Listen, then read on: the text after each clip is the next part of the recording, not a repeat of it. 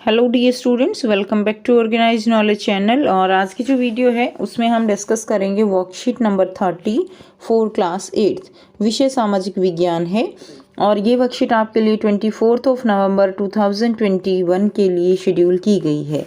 आज की जो वर्कशीट है उसमें हमारा टॉपिक रहेगा राष्ट्रीय आंदोलन का संगठन, जिसमें हम 1870 के दशक से 1947 के दशक तक जो राष्ट्रीय आंदोलन हुए, राष्ट्रवाद का उदय जो हुआ उसके बारे में यहाँ पर पढ़ेंगे।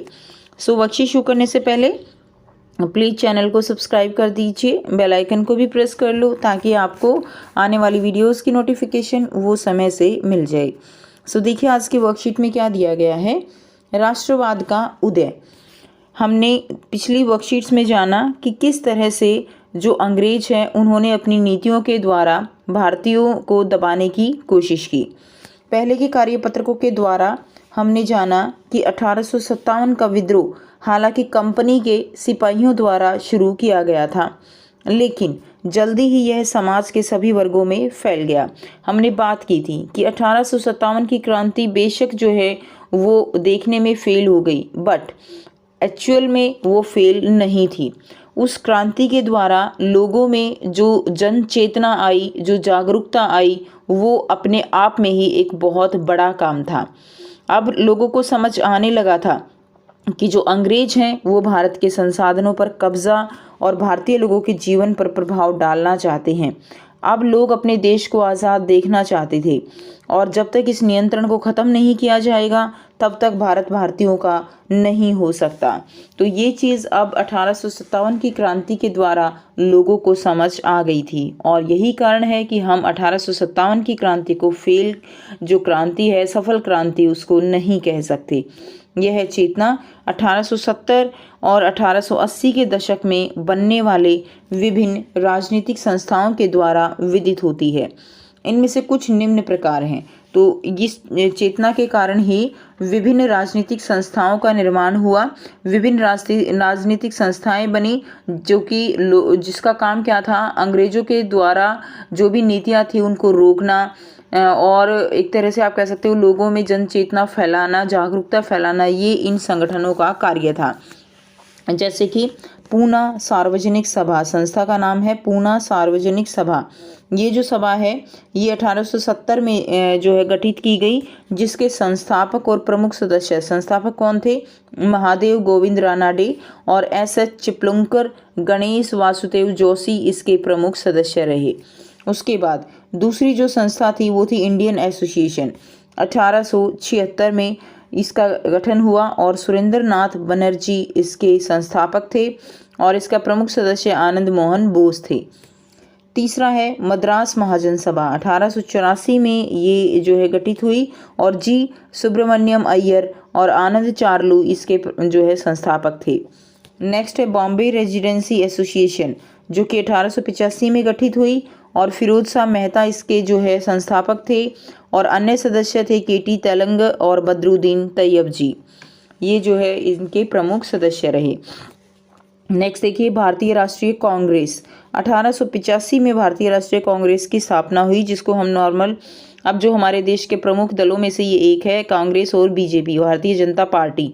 ठीक है, तो जो कांग्रेस है उसकी स्थापना 1885 में की गई, और ए.ओ. ह्यूम जो है इसके प्रमुख जो है संस्थापक थे, और दादा भाई नारोजी और डी.ई. वाचा ये इनके प्रमुख सदस्य थे। नेक्स्ट देखिए, हालांकि इनमें से कई संस्थाएं भारत के किसी खास हिस्से में काम कर रही थी, लेकिन उन्होंने अपना लक्ष्य पूरे भारत के लोगों के लिए निर्धारित किया। तो यानी चाहे वो एक हिस्से में काम कर रही थी, चाहे वो पूरे देश के लिए काम कर रही थी, सबका लक्ष्य जो है वो केवल और केवल आज़ादी पाना था, अंग्रेजों को यहाँ से निकालना था। अंग्रेज जो हमारे संसाधनों पर कब्जा किए हुए थे वहाँ उनको जो है वहाँ से जो है एक तरह से क्या करना था, खदेड़ना था। सभी का लक्ष्य जो है यही था, अलग अलग संगठन बनाने का। उनका मानना था कि भारतीयों को उनके अधिकारों के प्रति सशक्त बनाया जाना चाहिए, यानी जो भारतीय हैं उनको उनके अधिकार मिलें, और अधिकार मिलेंगे तो उनके जो पावर है उनके कब्जे में आएगी, और फिर वो आगे की रणनीति बना सकते थे। इन विचारों के अलावा 1870 और 1880 के दशक में कुछ कड़े कानूनों के कारण अंग्रेजों के प्रति भारतीयों के मन में असंतोष बढ़ता ही जा रहा था। तो कुछ कड़े कानून लाए गए जिनका जो है जमकर विरोध हुआ और जिससे भारतीयों में एक गुस्से की लहर जो है वो दौड़ गई थी। इसमें सबसे पहला जो एक्ट था वो था आर्म्स एक्ट।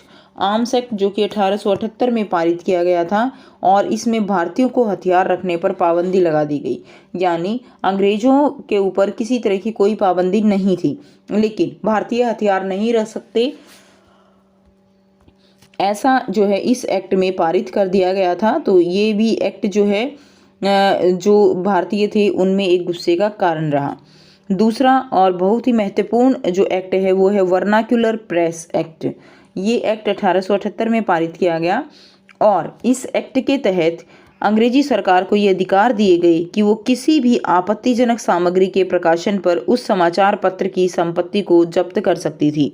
और इस वर्नाकुलर प्रेस एक्ट के तहत भारतीय जो भाषाएं थी जिनमें लोग आपस में समझ सकते थे, उन जो समाचार पत्र थे जो उस भाषा में, जो भारतीय भाषाओं में छपते थे, उनके ऊपर भी रोक लगा दी गई थी। और ये एक बहुत ही बड़ा गुस्से का कारण था भारतीयों का, क्योंकि वो अपनी जो बातें थी, वो अपने जो मैसेज थे, वो उन समाचार पत्रों के द्वारा ही एक दूसरे तक वो मैसेज पहुंचाते थे। ठीक है, यानी अब वो जो है अपनी बात नहीं कह पाएंगे। तो यही जो आप कह सकते हो वर्नाक्युलर प्रेस एक्ट, इसका बहुत ही ज़्यादा विरोध किया गया।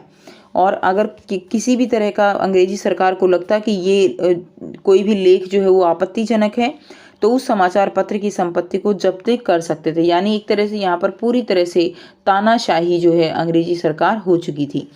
थर्ड जो दिया गया है इल्बर्ट बिल।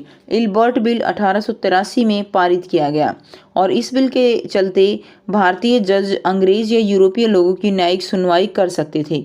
यानी जो भारतीय जज थे उनको ये पावर दी गई कि वो अगर कोई भी जो है अंग्रेज है या यूरोपीय लोग है तो उसकी सुनवाई भी वो कर सकते थे। लेकिन अंग्रेज जो है अपने आप को बहुत ज़्यादा वीआईपी समझते थे, तो उन्होंने क्या किया, उन्होंने इस बिल का विरोध किया।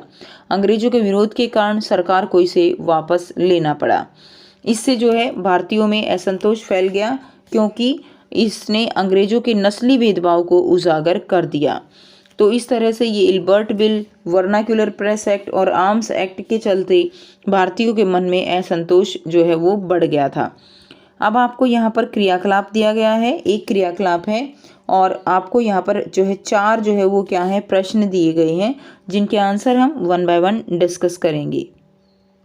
पहला जो आपको दिया गया है वो है गतिविधि। तो गतिविधि क्या है, अपने अध्यापक अध्यापिका या अभिभावकों की सहायता से अपनी पसंद के स्वतंत्रता प्राप्ति के पूर्व की किसी एक राष्ट्रीय संस्था के बारे में जानकारी एकत्रित कीजिए। तो हमने अभी कई सारी राष्ट्रीय संस्थाएं पढ़ी हैं, पूना सार्वजनिक केंद्र पढ़ा है, इस तरह की पूरा जो है पूना सार्वजनिक संस्था के बारे में पढ़ा है, तो राष्ट्रीय कांग्रेस के बारे में पढ़ा। तो कई सारी जो है सार्वजनिक संस्थाएं रही थी, तो उनमें से किसी भी एक के बारे में आपको जानकारी जो है वो एकत्रित करनी है। ठीक है, तो भारतीय राष्ट्रीय कांग्रेस, जो कांग्रेस के नाम से जानी जाती है, इसकी स्थापना ब्रिटिश राज में 28 दिसंबर 1885 को हुई थी। इसके संस्थापक ए.ओ. ह्यूम एवं दादा भाई नौरोजी थे। भारत को आज़ाद कराने में राष्ट्रीय आंदोलनों में कांग्रेस का बहुत बड़ा हाथ रहा। तो और भी ज़्यादा जो है आप नेट से इसके बारे में जानकारी प्राप्त कर सकते हो और इस जो क्वेश्चन है इसका आंसर अपने तरीके से और बड़ा लिख सकते हो। प्रश्न 1 है, पूना सार्वजनिक सभा के शब्द सार्वजनिक से आप क्या समझते हैं? तो सार्वजनिक शब्द का क्या मतलब होता है? सार्वजनिक शब्द से अभिप्राय है सभी के लिए। ठीक है, कि ये जो सभा थी ये सभी के लिए थी। प्रश्न 2, वर्नाक्युलर प्रेस एक्ट ने किस प्रकार भारतीयों को प्रभावित किया? तो 1878 में पारित किए गए इस बिल में अंग्रेजी सरकार को ये अधिकार दिए गए कि वे किसी भी आपत्तिजनक सामग्री के प्रकाशन पर उस समाचार पत्र की संपत्ति को जब्त कर सकती थी और इससे भारतीयों में रोष जो है वो फैल गया। ठीक है, तो इस बिल के चलते यही कहा गया था। इसके साथ साथ जो इंडियन न्यूज़पेपर थे, जो भारतीय भाषा में जो न्यूज़पेपर थे, उनके ऊपर भी रोक लगा दी गई थी। तो ये एक बहुत बड़ा कारण था भारतीयों में गुस्सा फैलने का। नेक्स्ट देखिए, प्रश्न 3 है, इल्बर्ट बिल क्या था, इसे वापस क्यों लिया गया? तो 1833 में पारित इल्बर्ट बिल के अनुसार भारतीय अंग्रेज या यूरोपीय लोगों की न्यायिक सुनवाई कर सकते थे। अंग्रेजों के विरोध के कारण सरकार को इसे वापस लेना पड़ा। तो ये क्या था, इल्बर्ट बिल था। नेक्स्ट देखिए, प्रश्न 4 है, आपके विचार से उपरोक्त तीनों कानूनों में से किस कानून ने भारतीयों को सबसे ज़्यादा प्रभावित किया होगा? अपने उत्तर के पक्ष में तर्क दीजिए। तो आपको बताना है जो 3 कानून हमने पढ़े, कौन सा कानून जो है वो भारतीयों के ऊपर सबसे ज़्यादा जिसने असर डाला। तो मेरे विचार में तीनों कानूनों में से एल्बर्ट बिल ने भारतीयों को प्रभावित किया। भारतीय जज अंग्रेज या यूरोपीय लोगों की सुनवाई कर सकते थे, लेकिन अंग्रेजों के विरोध के कारण सरकार को इसे वापस लेना पड़ा। इससे भारतीयों में असंतोष फैल गया, क्योंकि इसने अंग्रेजों के नस्ली भेदभाव को उजागर कर दिया था, जिससे भारतीय जो है वो बहुत ज़्यादा गुस्सा जो है रोष फैल गया था उनके बीच में। तो ये थी आपकी आज की एसएसटी की वर्कशीट। आई होप सभी स्टूडेंट्स को ये क्लियर है। फिर भी कोई डाउट है तो आप पूछ सकते हो। वीडियो अच्छी लगे तो प्लीज़ लाइक कर दीजिए, शेयर कर दीजिए और चैनल को सब्सक्राइब कर दीजिए। So thanks for watching. मिलते हैं नेक्स्ट वीडियो में नेक्स्ट वर्कशीट के साथ। Take care, bye bye.